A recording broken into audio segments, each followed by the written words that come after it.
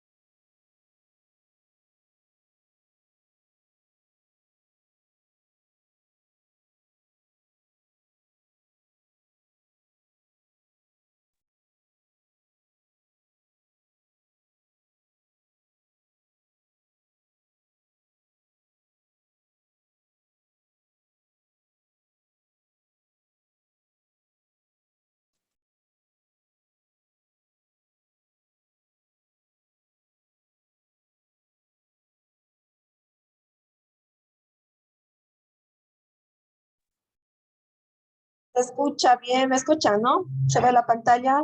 ¿Ven la diapositiva? ¿Se ve la imagen? Sí, licenciada. Ya.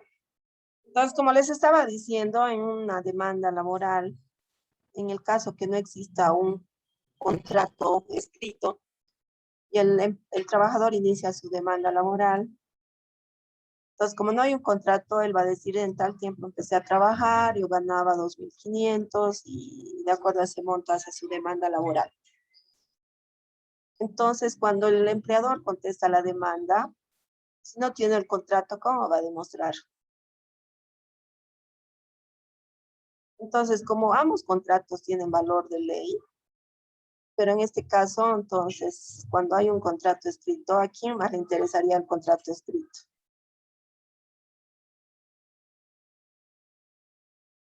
Al empleador, ¿no? Porque siempre se le va a dar crédito a lo que diga el trabajador. Y quien tiene que demostrar todo lo contrario es el empleador. Pero en este caso, si no tiene cómo demostrar, por ahí ganaba el mínimo. ¿Cuánto es el mínimo actual? Ahora, ¿cuánto es el sueldo mínimo? Con el incremento que ha habido, porque era 2.122, ¿no ve? ¿Cuánto es el mínimo ahora?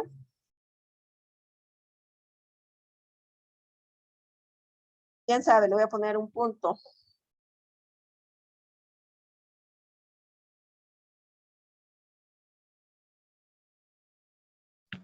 $2,164, dice.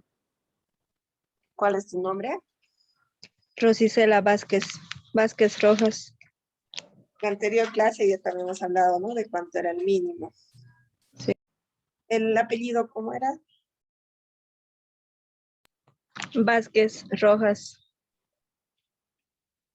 Ya te he anotado, Rosicela, ¿no? Sí. Porque antes era 2.122, ¿no? Y con el incremento ha subido a 2.117. Pero el incremento se ha dado solamente en los salarios que ganan el mínimo, ¿no? ¿Por qué? Porque el incremento nació mucho por el tema de la pandemia, ¿no? Hay muchas empresas que han quebrado, hay muchos trabajadores que han despedido. Entonces, a raíz de eso, la misma economía no está estable en el país, ¿no? Entonces, por eso ha sido un incremento mínimo este año. En cuanto al incremento, ¿se acuerdan que hemos dicho que es retroactivo? ¿Quién se acuerda? Hemos hablado de ese punto también. ¿Cuándo se da el incremento salarial a los trabajadores? ¿Cuándo es su día? 1 de mayo. 1 de mayo, ¿no? Y el incremento es de enero a la fecha, ¿no? Entonces sería, ¿cuántos meses? 4 meses, ¿no? De incremento que tendría que darle el trabajador hasta abril, ¿no? Porque en mayo ya se le va a pagar con su incremento, ¿no? Entonces es retroactivo porque vuelve al primer día del año, de enero a abril, ¿no? O sea, al mes de abril.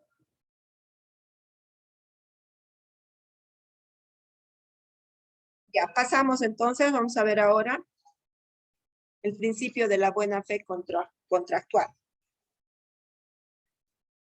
Antes que pasemos, vamos a revisar el artículo 48 en su párrafo 2. ¿Quién está con su constitución?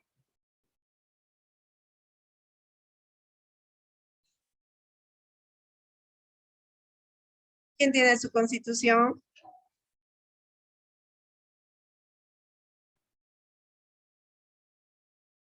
El párrafo 2 del artículo 48 de la Constitución Política del Estado. ¿Nadie quiere ganarse puntos? Yolide. ¿El nombre completo? Gutiérrez Blanco Yara. Adelante. Las normas laborales se interpretan y aplicarán bajo los principios de protección de las trabajadoras y los trabajadores como principal fuerza productiva de la sociedad. La primacía de la relación laboral, de continuidad y estabilidad laboral, de no discriminación y de intervención de la prueba a favor de la trabajadora y del trabajador. Muy bien. Está claro, ¿no? En cuanto al principio de la primacía de la realidad en la relación laboral. Entonces, otro punto que les voy a volver a repetir es consiguiente, ¿no? No interesa tanto el contrato de trabajo, sino que la relación de trabajo debe prevalecer sobre el acto jurídico de aquel. Por ejemplo, aquí vamos a poner un ejemplo. Si el trabajador de principio ha empezado ganando 1.600 bolivianos, eso va a ser los 3 primeros meses. Después de los 3 primeros meses, ¿va a seguir ganando el mismo monto? ¿Qué dicen?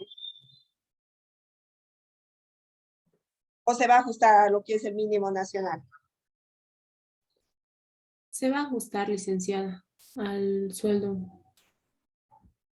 Legalmente, entonces en tema jurídico se va a regular esto, ¿no? Tiene que ser el mínimo nacional. O sea, puede que el trabajador o el empleador le siga pagando eso y el trabajador sigue ahí, ¿no? Porque no perder su trabajo, pero si llega a un proceso,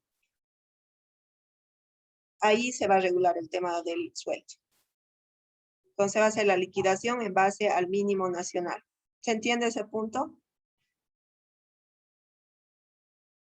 El pago de los beneficios sociales no se puede hacer en función de los 1.600, que no es el mínimo, ¿no? Se tiene que hacer en función a lo que es el mínimo nacional, a lo que está establecido por ley. ¿Ya? Cualquier duda que tengan, por favor, pregúntenme. Está claro hasta ahí, ¿no?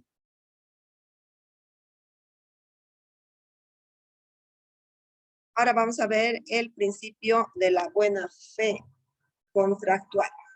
¿Quién está con su librito? Yo le hice.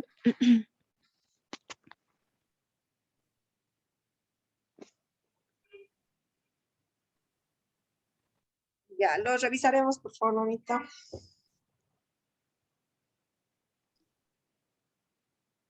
¿Ya tiene la mayoría su texto o nada? Yo, licenciada. Ya, al principio de la primacía de la realidad, ¿no? No, nos tocaría el principio de, ahí hemos revisado el principio de la buena fe contractual, ¿no? Sí. Y al principio de no discriminación, por favor, están en la página 17, en el punto 1.2.7. El principio de no discriminación. La condición social, sexo, edad, credo, religioso o ideología política no pueden ser excusas para que un trabajador que presta sus servicios en igualdad de condiciones sea sujeto a discriminación. Dicho principio se consagra al presente en el artículo 48.2 y de la Constitución Política del Estado. Ya, muy bien. A ver, lo vamos a revisar el artículo 48 en su párrafo 2 y el párrafo 5.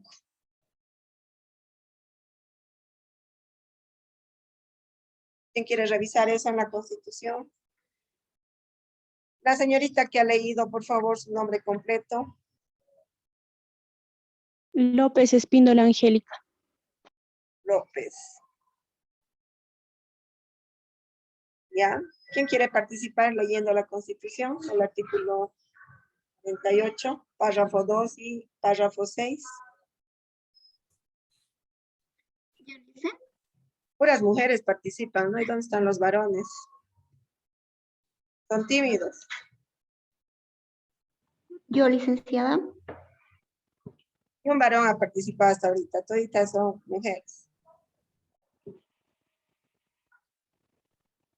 ¿Ya nombre completo? Marca Guaraqui Tatiana. Ya, Tatiana, adelante. Primero el 2, luego el 8. Sí, lo puedes leer el artículo 48 nuevamente. Y revisamos el párrafo 2 y el párrafo 6. Sí, está bien. Las normas laborales se interpretarán y aplicarán bajo los principios de protección de las trabajadoras y de los trabajadores como principal fuerza productiva de la sociedad, de primacía de la relación laboral, de continuidad y estabilidad laboral, de no discriminación y de inversión de la prueba a favor de la trabajadora y del trabajador. Artículo 6. Las mujeres no podrán ser discriminadas o despedidas por su estado civil, situación de embarazo, edad, rasgos físicos o número de hijas o hijos.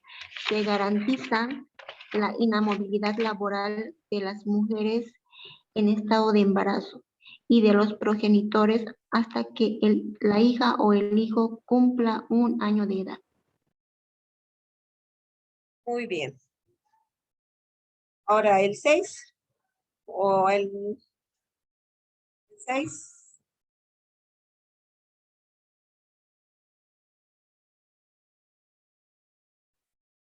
Párrafo 6. Yo lo puedo leer.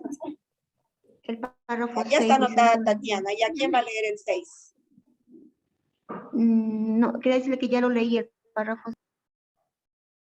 Ah, perdón, ya, sí, el 2 y el 6 entonces. Tatiana, ¿no? Sí, licenciada. Ya. Entonces aquí, enfocándonos, por ejemplo, en la trabajadora embarazada, a veces son discriminadas, ¿no? ¿Sí o no? Pasa esto. Y otro punto bien principal acá es que la trabajadora embarazada puede ser despedida de su fuente laboral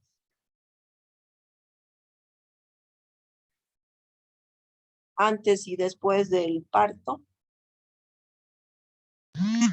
¿Hasta qué No, tiempo goza de estabilidad laboral la trabajadora embarazada y también el progenitor? Eso nos dice clarito el artículo 48, ¿no? Que lo hemos revisado. Hasta que el niño cumpla 1 año, ¿no? Tanto en el caso de la trabajadora embarazada y del progenitor, ¿no? Entonces, la inamovilidad de la mujer embarazada está tanto por la Constitución Política del Estado como en la Ley General del Trabajo también. ¿Ya? Entonces pasamos al principio de intervencionista. ¿Quién quiere revisar este punto, por favor, en su librito? Estamos en la página 17.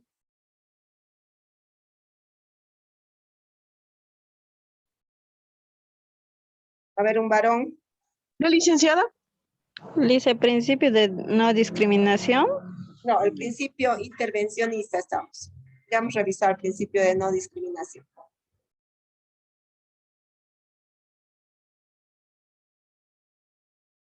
¿Quién va a leer esta parte? Principio intervencionista. Yo, licenciada. Ya, nombre completo. Vázquez Rojas Rosicela. Ya, adelante, Rosicela. Consistirá tal como el Decreto Supremo 28699 en su artículo 4 lo determina, en que el Estado, a través de los órganos o tribunales especiales y competentes, ejerce tuición en el cumplimiento de los derechos sociales de los trabajadores y empleadores. Ya, muy bien. Entonces, esto nos quiere decir que en el tema legal, el Estado va a velar, ¿no?, por esta relación con sus, tanto con la Ley Laboral del Trabajo, la Ley General del Trabajo, y también lo que está reglamentado en la Constitución Política del Estado, ¿no? Y ya lo hemos revisado, ¿no? Aquí, por ejemplo, entraría en este principio intervencionista la retroactividad de la ley laboral, que ya hemos hablado hace rato. ¿A qué se refiere la retroactividad de la ley laboral? En materia del salario, ¿no? Que es retroactivo su pago cuando hay un incremento salarial que se da cada 1 de mayo, y su retroactivo va a ser desde enero a la fecha, ¿no? Digamos abril, porque mayo ya se va a pagar el incremento. Y el principio de no discriminación, hemos puesto el ejemplo, por ejemplo, de la mujer embarazada, ¿no? No puede ser despedida bajo ningún argumento. Ahora vamos a revisar el último principio, que ya lo hemos hablado prácticamente, que es el tema de la retroactividad de la ley laboral, que también lo podemos revisar, por favor, en el librito. ¿Quién tiene su libro que también lo puede revisar? ¿Quién quiere leer esa parte del principio? ¿Yo puedo, Alicia? ¿Ya? ¿Nombre completo? Rodríguez, Zurita Jocelyn Fabiola. Este principio de carácter jurídico-social es una excepción al principio de irretroactividad de las leyes, es decir, procederá la retroactividad de la ley en materia laboral cuando se determine expresamente. Este principio se encuentra constitucionalizado en el artículo 123 de la Constitución Política del Estado, señalando que la ley solo dispone para lo venidero y no tendrá efecto retroactivo, excepto en materia laboral, cuando lo determine expresamente a favor de los trabajadores. Muy bien. Entonces, el tema de retroactividad siempre va a ir a favor del trabajador, ¿no? Por ejemplo, siempre se van a acordar del tema del incremento salarial. Y también lo podemos revisar el artículo 123 de la Constitución.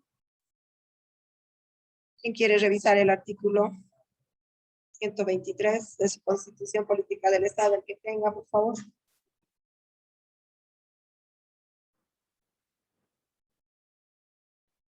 ¿Qué ha pasado con los varones? Ni un varón me ha participado hoy día. Ya, ¿quién va a revisar este artículo? ¿Listen, puedo? Nombre completo. Ramos Molina Rocío. Ay, no te escucho, amigo. Rocío, ¿no? Sí, Ramos. Sí, Y Ramos adelante, Molina. Rocío. El artículo 123 son nulos los actos de las personas que usurpen funciones que no les competen. así como los actos de las que ejercen jurisdicción o potestad que no emana de la ley. Muy bien. ¿Ya está anotado, Rocío?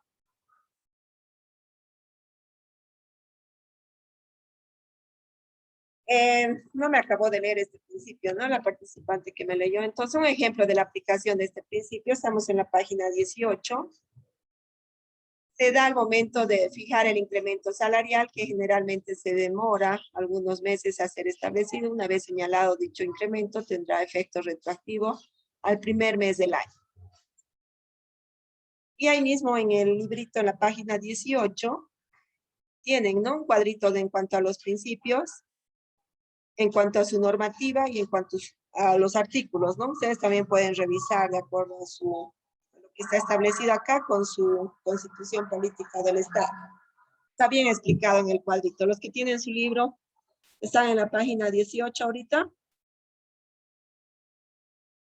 Sí, licenciada. No, está bien entendible el cuadrito. Entonces, hemos ido revisando algunos artículos, pero los que quieran revisar nuevamente, háganlo. Está el cuadrito en la página 18, ¿ya? Ya, en cuanto a todos los principios, los hemos ido viendo uno a uno. ¿Está claro? ¿Tienen alguna duda?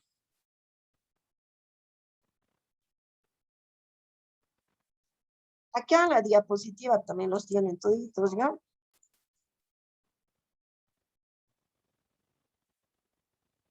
Que lo voy a subir también a la plataforma. Y al finalizar el tema, también tienen este cuadro, ¿no? Que está bien explicado. Entonces, parten desde la definición, sus líneas directrices, ¿no? Inspirado, ¿no? En el sentido de la norma, y cada uno va a ver en el libro su desglose. Los que estudien con este cuadrito en todos los temas que vayamos viendo, es más fácil. ¿Ya? Entonces, esta es la primera parte de nuestro tema 2.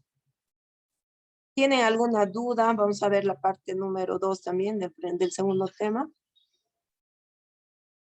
¿O está todo claro? ¿O hay algo que les pueda aclarar para ver ya la segunda parte? ¿Hay preguntas, dudas? Cuando les voy explicando, ¿me van entendiendo? ¿Hablo muy rápido? No sé. ¿O está bien? ¿Me entienden? ¿No me entienden? ¿Cómo es?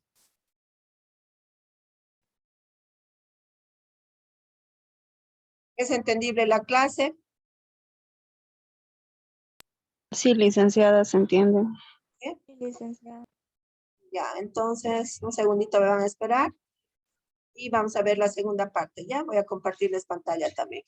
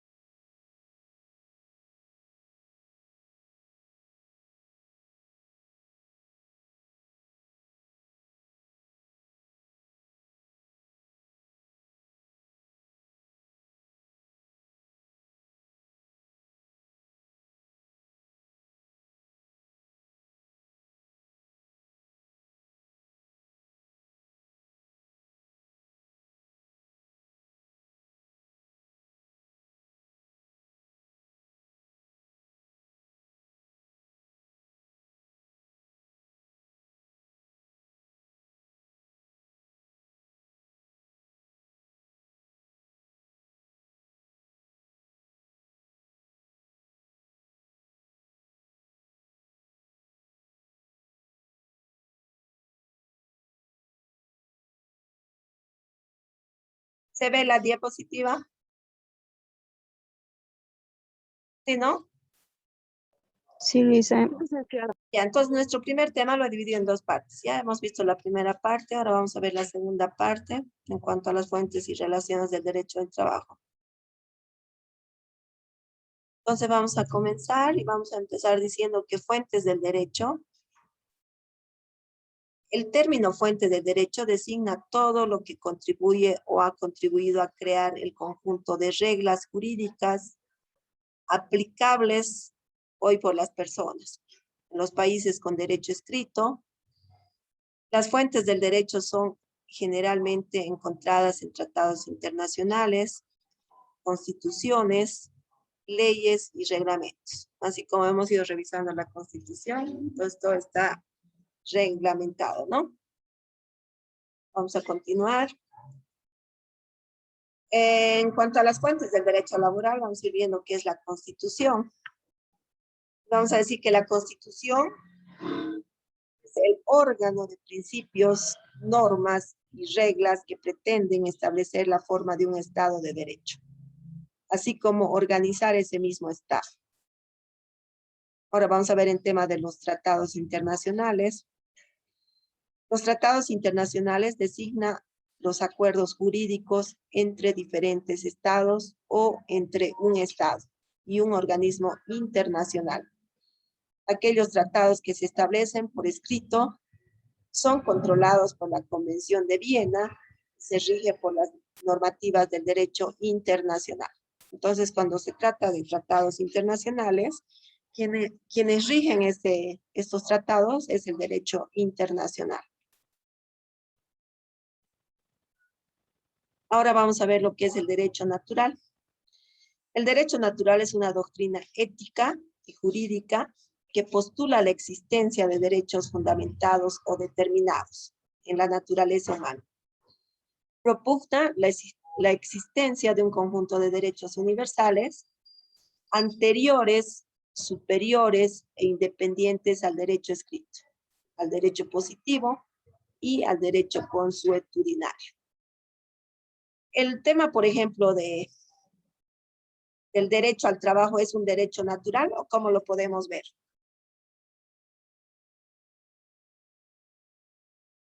¿Todas las personas tenemos derecho al trabajo o no?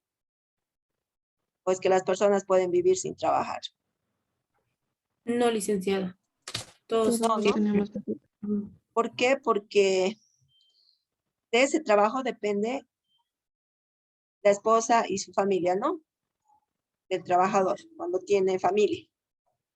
Entonces nadie puede vivir sin trabajar, ¿no? Sin alimentarse. Porque la persona que no tiene dinero, o sea, no se puede comprar nada, y mucho menos alimentarse, ¿no? Entonces el trabajo es un derecho natural de cada persona. Y eso del derecho al trabajo también está establecido en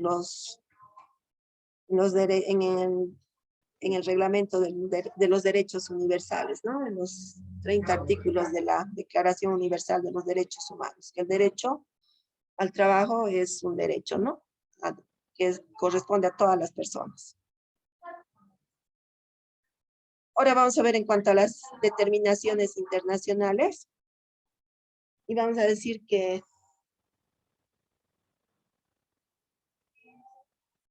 determinación es la facultad de obedecer a la propia reflexión o determinación en el derecho internacional. Implica el derecho de los pueblos indígenas a decidir sobre su propio futuro, por ejemplo, sobre su forma de gobierno.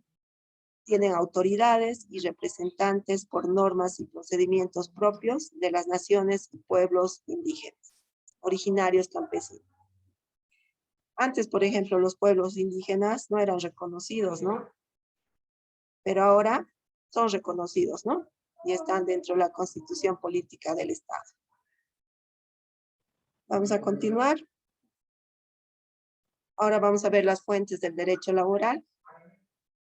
Vamos a decir que como punto número 1, la Constitución Política del Estado es la norma jurídica suprema, positiva, que rige la organización de un Estado,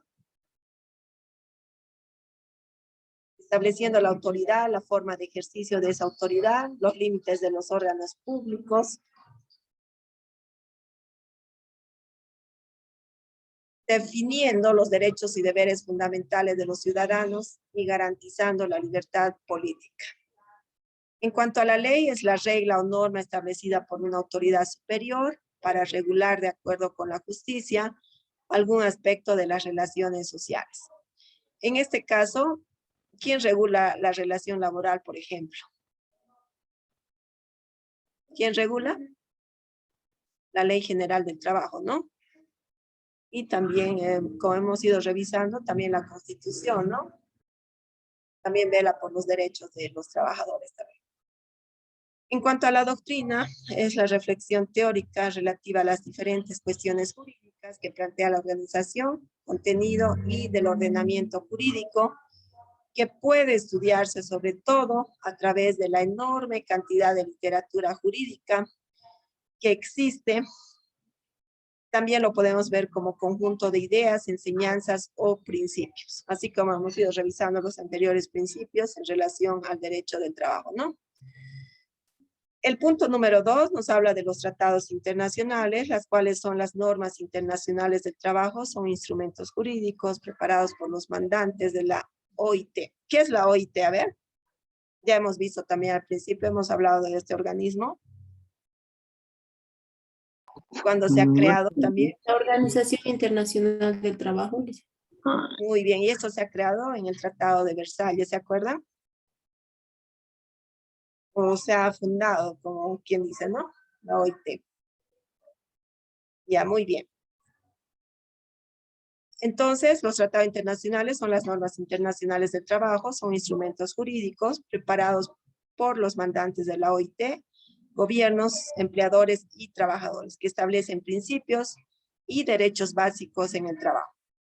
Un tratado internacional es un acuerdo celebrado por escrito entre estados y otros sujetos de derecho internacional, como las organizaciones, y regido por el derecho internacional. Entonces, los tratados internacionales, lo volvemos a decir, que es regido por el derecho internacional, cuando hay convenios entre estados, ¿no? Entre países. Ahora aquí vamos a ir viendo, por ejemplo, en cuanto a sus fuentes, que es la Constitución Política del Estado, los tratados internacionales, la ley, los reglamentos, esas son sus fuentes de acá del derecho laboral. Y los vamos a ir viendo uno a uno.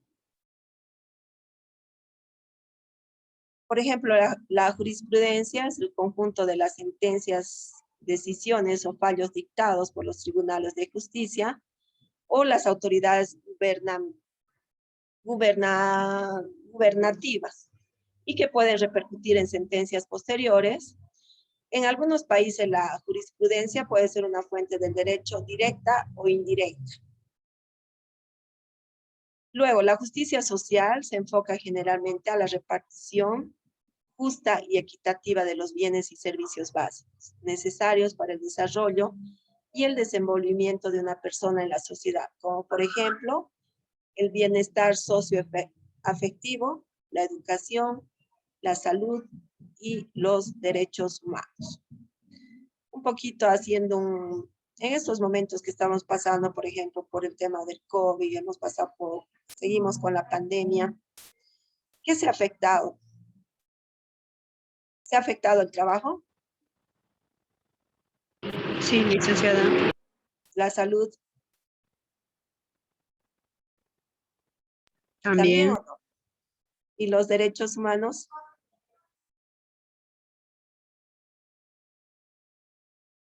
¿Han sido afectados algunos derechos de las personas?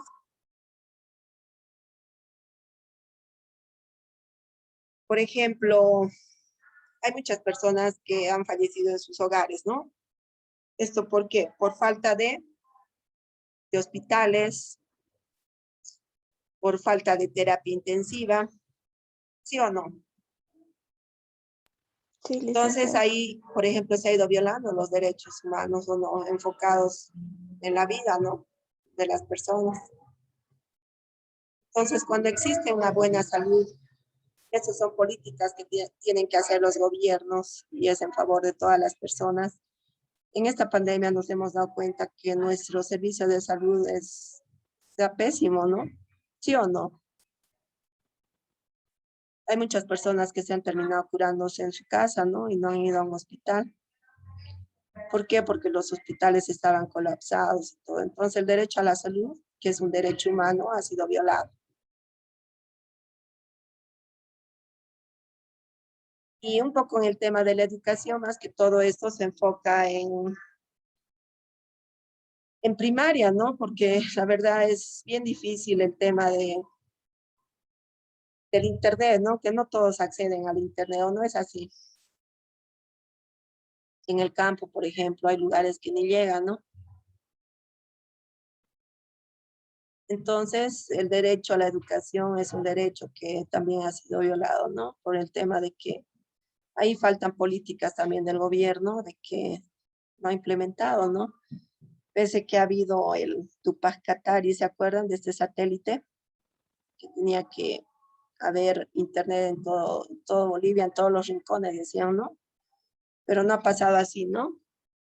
Pese que se ha hecho una inversión millonaria en este satélite, pero no ha dado sus frutos, ¿no? ¿Se imaginan que ese satélite funcionaría ahora? Y ahora en esta situación nos damos cuenta que realmente es bien necesario, ¿no? Entonces, todo el mundo necesita internet ahora, o sea, no es un lujo, sino es una necesidad, ¿no? ¿O qué opinan ustedes? A ver. ¿Quién quiere participar, dar su opinión? A ver, quiero que participe un varón, no ha participado ni un varón hasta ahora. Víctor Hugo Cortés. ¿Está en clases o no está en clases? Víctor Hugo. Ya lo siento, estaba presente, pero le voy a poner falta.